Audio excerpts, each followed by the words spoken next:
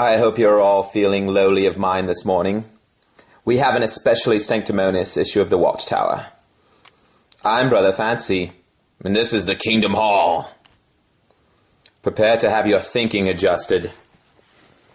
We're discussing the moral breakdown. Can it be reversed? Oh, it will be reversed. Jehovah's Witnesses are going to fix it. One field service door at a time. Let's skip all the boring bullshit. Get to the hard stuff. The source of true values. Their application will end the moral breakdown. That's right. With jet propulsion. Desalination. Paper making. No, these are not confusing and ridiculous examples. This is the source of true values.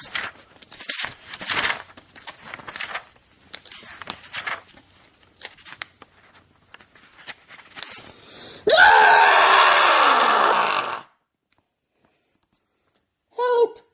These Jehovah's Witnesses are going to molest me! Young people ask. What if my family is poor? And the kid is black. What a shock. Yeah, I didn't see that one coming. Don't want to give away the ending. You see, poverty is just about building self-respect. And you do that by going to the local Kingdom Hall of Jehovah's Witnesses. The real answer to poverty is to wait for it to go away. The evidence shows that God will soon take over the management of Earth's affairs. It's going to happen any day now. And he will eliminate poverty and its devastating effects. His Son, Christ Jesus, will usher billions of mankind into the earthly paradise. You see, you have nothing to worry about if you're in poverty. You just become a Jehovah's Witness and wait for the paradise. I wouldn't try taking matters into your own hands. It doesn't work out well. You see, here's an example. This young person felt trapped by poverty. George was an African youth who desperately wanted to stay in school and finish his basic education. I wouldn't recommend that, brother. That's a waste of time.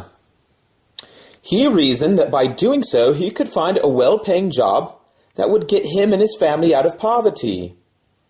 That is dangerous thinking, brother. That's not relying on the paradise to solve your poverty. Let's see how it turned out.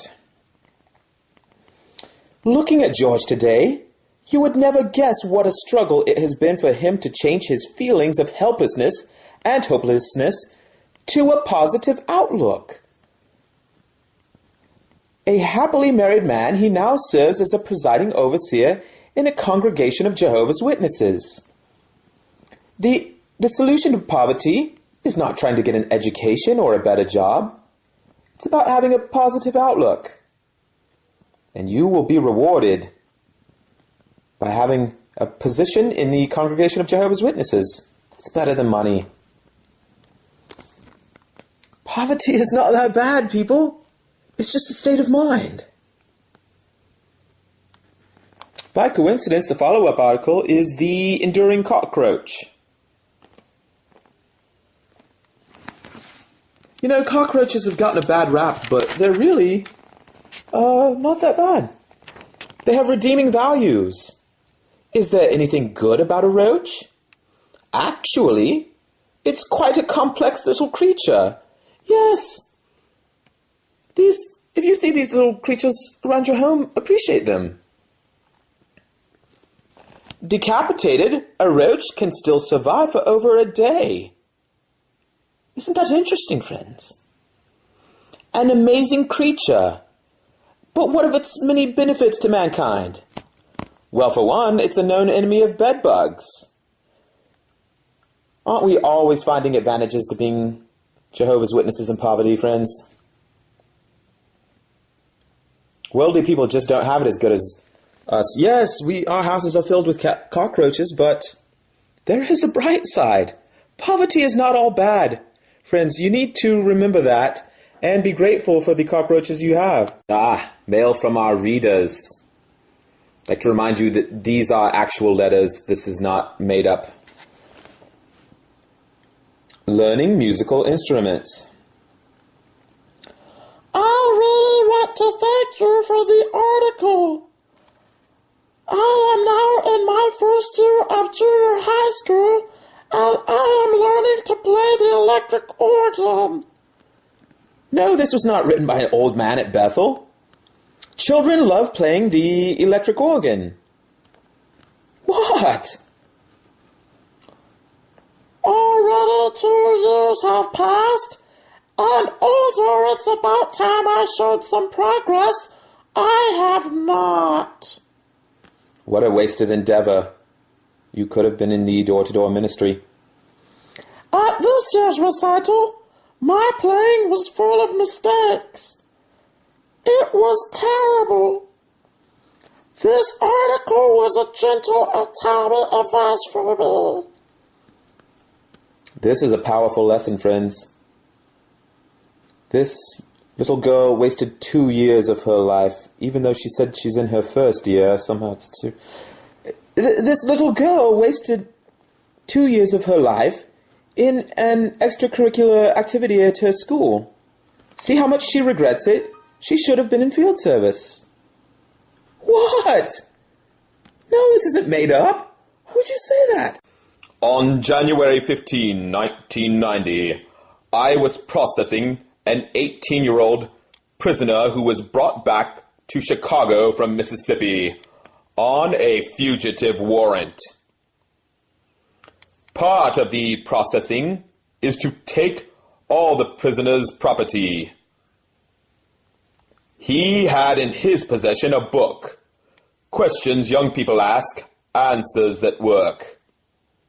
Did you read this book? I asked. Yes, he replied. While I was hiding in Mississippi, I worked on a farm. No, this isn't made up. Just follow along. And 2 of Jehovah's Witnesses gave me this book. Then he started to cry, sobbing almost uncontrollably. Between sobs, he said, I read this book many times, and the chapter I keep reading over and over is How Can I Cope with Peer Pressure? He added, If I had only had this information 3 or 4 years ago, I would not be here today. The prisoner was led away, and I read the police report and the confession he gave to the police. In it, he said, The leader of my gang told me to go down the street and shoot a rival gang member who was selling cocaine in our territory. I did what I was told. You see, I feared the other members would think I'm not cool. I wanted to be accepted. What? No, this isn't made up. Yes, I know it sounds like something your mom would make up when you're 13 to try to scare you straight, but this was written by a police officer, people. Let's keep reading. This 18-year-old prisoner was charged with murder, and if convicted, he will be put on death row for doing what his peers told him to do. Powerful. Although, if he gave a full confession, why would he be charged with murder, and why would he go to death row? You don't have a trial if you confess. The point is, This young boy is on death row now because he didn't read and take to heart the Young People Ask book until it was too late. No, this is not made up. What? Why are you... No! Come on! Why is everyone looking like... No, this is not made up! This is... Here, we have some photographic evidence. These are the items taken from the young man's pockets by the police officer. You have the Young People Ask book he didn't read until it was too late.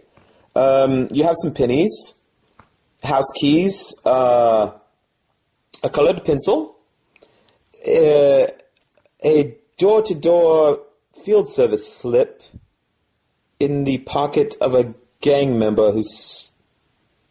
it doesn't matter.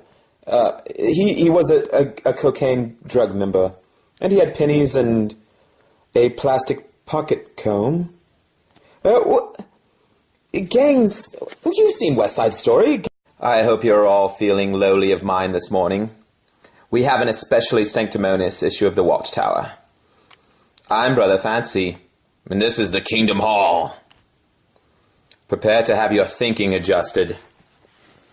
We're discussing the moral breakdown. Can it be reversed? Oh, it will be reversed. Jehovah's Witnesses are going to fix it. One field service door at a time. Let's skip all the boring bullshit. Get to the hard stuff. The source of true values. Their application will end the moral breakdown. That's right. With jet propulsion. Desalination. Paper making. These Jehovah's Witnesses are going to molest me. Young people ask, what if my family is poor? And the kid is black. What a shock. Yeah, I didn't see that one coming. Don't want to give away the...